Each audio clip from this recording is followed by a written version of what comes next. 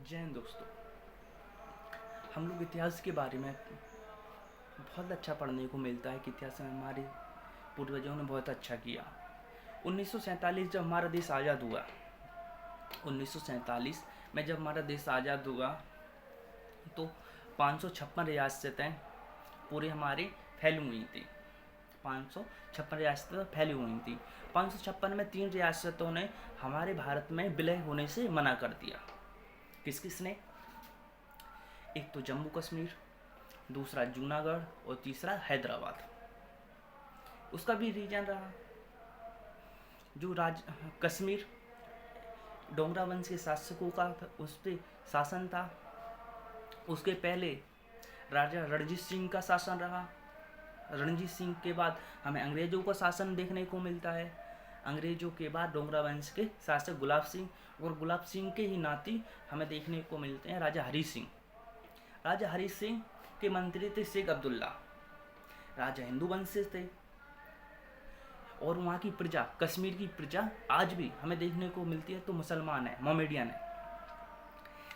तो राजा हरी सिंह को उनके मंत्री शेख अब्दुल्ला ने भड़का दिया। जब अंग्रेज भारत को आज़ाद करके गए 1947 में, तो उन्होंने एक भारत के ऊपर एक दबाव सा डाला, जिसने क्या बोला उन्होंने कि जिन रियासतों को अलग होना है, कैसे, जिनको पाकिस्तान में मिलना है पाकिस्तान में मिल जाए, जिसको भारत में मिलना है भारत में मिल जाए, जिसको एक अपना राज्य से एक छोटा सा राज्य अपना देश बनाना चाहे तो वो भी बना सकता है। ऐसी उन्होंने 3 डिमांड रख दी। जिसको पाकिस्तान में मिलना है पाकिस्तान में मिल जाए, जिसको भारत में मिलना है भारत में मिल जाए, और जिसको स्वतंत्र देश घोषित करना है अपने आप को स्वतंत्र देश घोषित कर सकता है। अंग्रेजों की हमेशा कूटनीति रही है कि उन्होंने शासन करो और फूट डालो का हमेशा ही अपनाया है। कोई भी हो, उन्होंने फूट डाली और शासन किया। चाहे सतारा हो, अवध हो, झांसी हो, लखनऊ हो, कानपुर हो, XYZ कहीं भी हो, उन्होंने जहाँ भी रहे उन्हें फूट डालो और शासन करो की नीति अपनाई। जब वो छोड़ के गए तो उन्होंने 3 डिमांड रखी थी। राजा हरी सिंह ना कश्मीर में जाना चाहते थे ना भारत में, ये अपने आप को एक देश घोषित करना चाहते थे। शेख अब्दुल्ला ने इनके मंत्री थे, इन्होंने पूरा इनको भड़का दिया था कि आप अलग देश बनाइए, आप ना भारत में ना पाकिस्तान में शामिल मत होइए। इसके बाद जब यहाँ पर हमारे भारत में नेहरू जी की सरकार थी, सरदार वल्लभ भाई पटेल थे, बहुत सारे थे। जब कुछ दिन बीते उसके बाद पाकिस्तानी सेना ने कश्मीर पे आक्रमण कर दिया, युद्ध छोड़ दिया। उसमें से कुछ 30% एरिया पाकिस्तानियों ने कब्जा कर लिया। पाकिस्तानी कैसे कब्जा कर लिया? उन्होंने आतंकी रूप में, जो अपनी सेना थी, उन्होंने आतंकी रूप में कवालियों के भेष में उन्हें भेज दिया। इस प्रकार 30% हिस्सा पाकिस्तानी के पास कश्मीर का चला गया। जब इन हरी सिंह की आंखें खुली, हरी सिंह को पता चला कि तो हमारे साथ अन्याय हो रहा है, गलत हो रहा है, तो नेहरू जी के पास उन्होंने फ़ोन और पत्र लिखा कि हमारी मदद करो। तो नेहरू जी ने क्या बोला कि हम आपकी मदद क्यों करें, उसका रीज़न क्या है, हम क्यों मदद करें आपकी। तो उन्होंने कहा कि आप पहले विलय पत्र पर साइन करो कि जो जम्मू कश्मीर की सीमा है वो आज से भारत की सीमा रहेगी। 24 अक्टूबर 1947 पे राजा हरी सिंह ने साइन किया और विलय पत्र के द्वारा हमारे कश्मीर भारत में विलय हो गया। लेकिन 30% एरिया पाकिस्तान पे चला गया, जिससे उसे पॉक के नाम से जाना जाता है। हम किसी दिन आपको उसके बारे में समझा देंगे वाइट बोर्ड पे कि कैसे कैसे एरिया कितना कब्जा किया, क्या हुआ। ठीक है, अब आ जाओ जूनागढ़ के नवाब बोल रहे थे कि हम पाकिस्तान में मिल जाएंगे। जूनागढ़ की जनता, जो गुजरात में स्थित है जूनागढ़,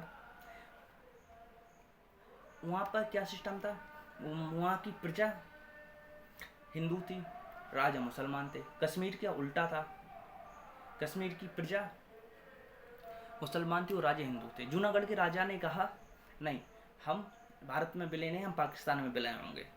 अगर वो पाकिस्तान में विलय हो जाता तो हमारे लिए नुकसान है, क्योंकि हमारा एक प्रांत हमसे छीन रहा था।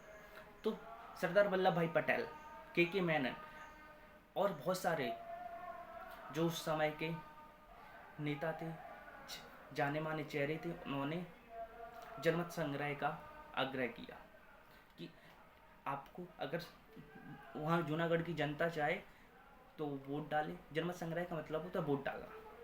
उन्होंने कहा कि अगर वोट डालती है, भारतीय पक्ष में वोट आते हैं तो भारत में विलय हो जाएगी, पाकिस्तान में डालती तो पाकिस्तान में विलय हो जाएगी। इस प्रकार जनमत संग्रह भारत के पक्ष में आया और जूनागढ़ भारत में विलय हो गया।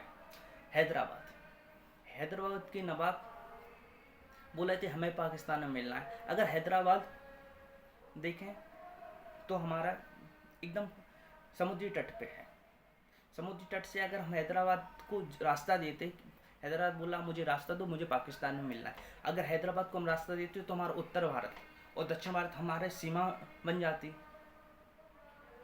जैसे 1947 भारत अलग हुआ, पाकिस्तान अलग हुआ, तो बांग्लादेश पाकिस्तान का हिस्सा था, दो रियों में बट गया था। ऐसे हमारा भी देश दो भागों में बढ़ जाता। तो सरदार वल्लभ भाई पटेल ने ऑपरेशन पोलो क्या था कि भारतीय सेना को पुलिस की वर्दी पहना के नवाब से ज़बरदस्ती उनकी पिटाई घलवाई नवाब की, और ज़बरदस्ती भारत में उनसे साइन करवा लिया कि भारत में विलय हो जाए। सरदार वल्लभ भाई पटेल ने पुलिस की वर्दी क्यों बनाई सेना, उसका भी रीजन था कि अंग्रेज जब आज़ाद करके गए तो हाल हमारी सेना वगैरह बनना चालू हो गया था, सेना का निर्माण गठन होने लगा था। जैसे हमारी सेना का गठन हुआ, आर्मी का गठन हुआ, तो उन्होंने अंग्रेजों ने एक कह दिया था कि आप किसी पे सेना से आक्रमण नहीं कर सकते, किसी राज्य पे दबाव नहीं डाल सकते, इसलिए आप पुलिस का सहायता लें। इसलिए जूनागढ़, हैदराबाद और ऑपरेशन पोलो, जनमत संग्रह, विलय पत्र, कश्मीर, इन सबको लौह पुरुष, जिसे हम लौह पुरुष के नाम से जानते हैं, सरदार वल्लभ भाई पटेल, उनका बहुत ज़्यादा योगदान रहा हमारे लिए। ऐसे के मेनन, इन्होंने हमारे देश में जितनी भी रियासतें हैं उनको मिलाने का कार्य किया। इसीलिए हम लोग सरदार वल्लभ भाई पटेल को लौह पुरुष के नाम से लौह पुरुष की उपाधि देते हैं। यह भारत के पहले गृह मंत्री भी थे, कई बार हमारे क्वेश्चन में आ चुका है, गृह मंत्री भी थे, और यह पहले उप प्रधानमंत्री भी थे। जय हिंद दोस्तों।